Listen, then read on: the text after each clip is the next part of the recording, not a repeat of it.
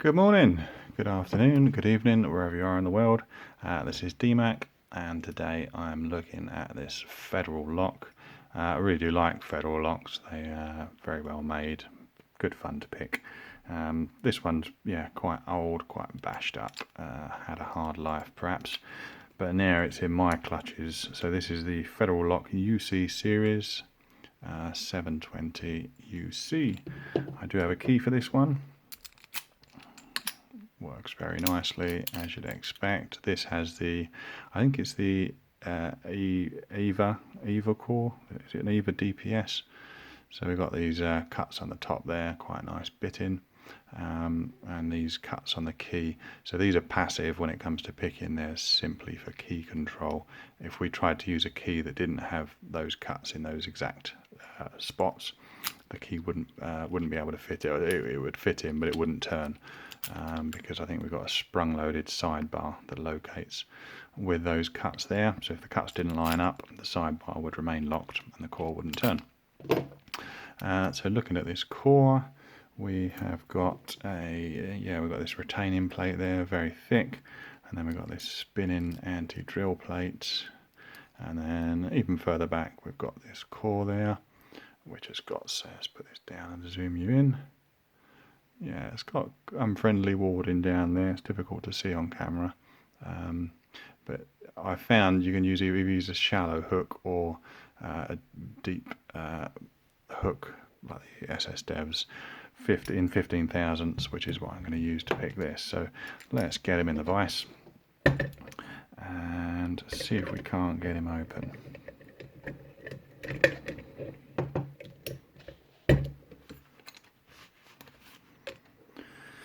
I'll try it with this one, the SS Dev in 15 thousandths, and we'll use the top of the keyway there, which kind of fits in at a funny angle. There we go, and I'll zoom you in. There we go. Okay, I think this has got the, like I say, it's got the EVA. I want to say EVA, but it's not. It's EVA core in there. I think it's got, I have opened this before, and it's got some long spools in there. Okay, I think that was a click off of 1, 2 and 3 so far. And this is where you kind of get lost in that keyway. I'll show you the keyway better if we can open it and gut it, and you can see that it is quite tricky to navigate. Counter rotation there, another click. I think that was 3. I think that was 4. But it's one of those keyways, when you get down to the back, it's hard to feel where you are on what pin you are. You end up pushing on the warding, thinking you're pushing on a pin and bending your pick. Okay, there we go, then we're open. That was nice and quick. That was 4 there, just released us, and we're open. Let's just zoom you out. There we go. I've got, like I say, I've got the key to this one, so I'll lock him back up to gut him. If I can. It's quite stiff.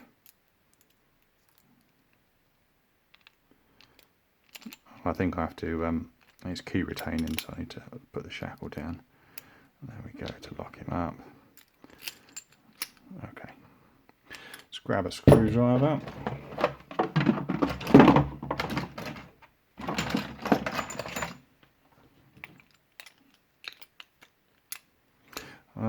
No, there's no, I have to remove the shackle first. I have to take this. Yeah, that's it. I have to take that one out, and then I think we get access down there.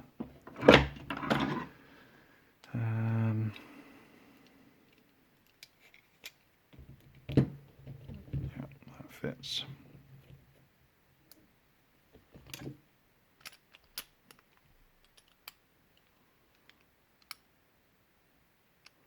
Or not. Oh, there we go. So we've got that pin there, sorry, the grub screw there, and then this pin. Put them somewhere safe, retaining the shackle. And Okay, now we're in. Now I think I can see a screw.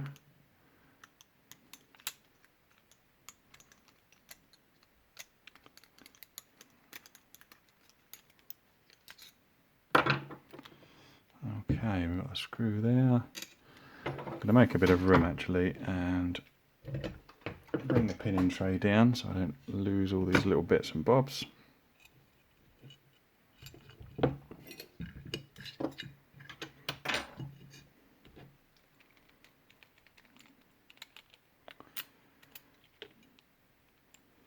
Okay, key comes out. I think that slide, does that slide off?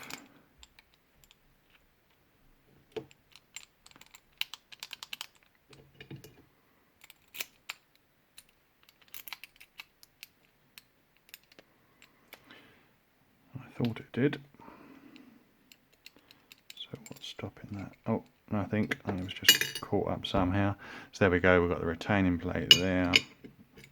We've got this thick anti-drill plate spinner, and there's our core in there. Yeah, EVVA core. We'll take him out. So it's at this point that I need to make a confession on this core. I got this lock a while ago. It's been a while since I've picked it. I thought it'd be nice to pick it on this channel to feature it. Like I say, it's got a sidebar in it, and I was playing about with this core one day before I picked it. This was a long time ago, and I put it all together without the sidebar in it, and then I turned the core to this position. The sidebar's here sitting at 3 o'clock relative to the keyway. I turned it to this position and the pins fired down into the sidebar recess, and I bricked the core essentially. So I had to do a rather barbaric rescue mission with a Dremel. I couldn't see where the pins were, you see, on this particular core. They weren't the usual pinholes that you get on other cylinders, so you could see where they were. So I just had to kind of chip away at this until I could get all the pins out, and yeah, I repaired it with epoxy. Not very pretty, but it did the job, and it still functions. But anyway, let's gut this and see what's inside, and we can see that sidebar and everything. I'll just get rid of this C-clip. Nice and easy, that one. I wish all C-clips could be that easy. Sometimes they're a real pain to get out. Okay, I've got to remember the sidebar on this one, and I will shim him just in case. It always pays. It's worthwhile just putting a shim in. There we go.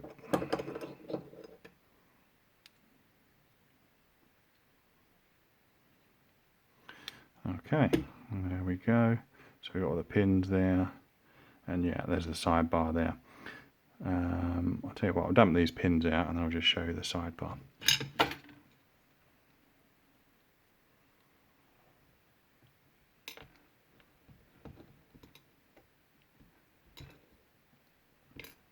I think these are all standard.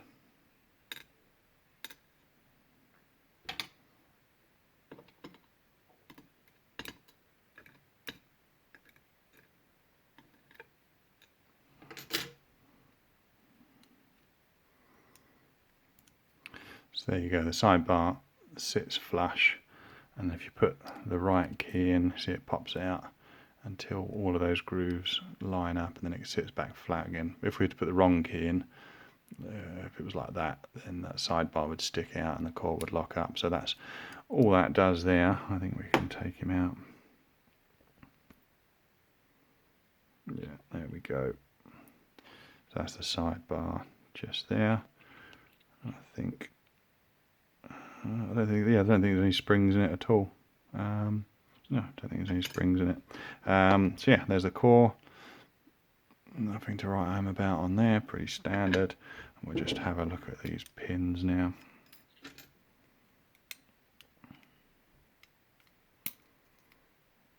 One standard, two standard, 3 is a long spool, 4 is a long spool, 5 is a long spool, and 6 is a long spool. That's just to shake these springs out.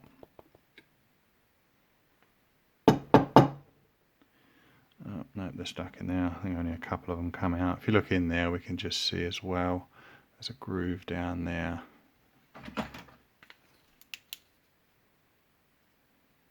Difficult to show actually. There you go, you can see the groove that the sidebar sits in there on both sides. I don't know why it sits on both sides because it's only active on, it's only on the right hand side, sorry. And yeah, there's my hideous epoxy repair that I did as an early enthusiastic lock sporter. Okay, we'll have a look at these pins now, these super long spools. They're massively long. In fact, I'm going to get out a standard spool for you, just so you can compare it.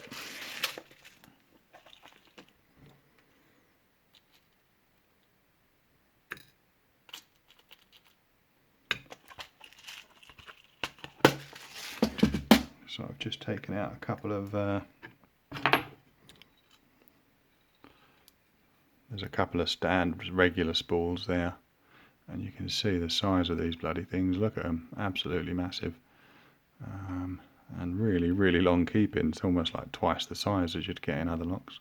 I think that means when you pick it, you've really got to lift these up to get that spool past the shear line. So it definitely does help having that deep hook in the SS Devs. Okay, well there you go. That's my video on the 720 UC Federal lock. Very nice padlock. I do like Federals. I've got a soft spot for them, and yeah, nice core in that one, and it obviously interchangeable being the Euro. Nothing special about the actuator, so you could put any Euro in there, or as long as it's the right dimensions. But yeah, I don't think I will. I'll keep that to remind me not to ever over rotate that cylinder or any cylinder when I don't have all of the pieces in it. There you go, nice little lesson for today. That's all for now. Thanks for watching, and bye for now.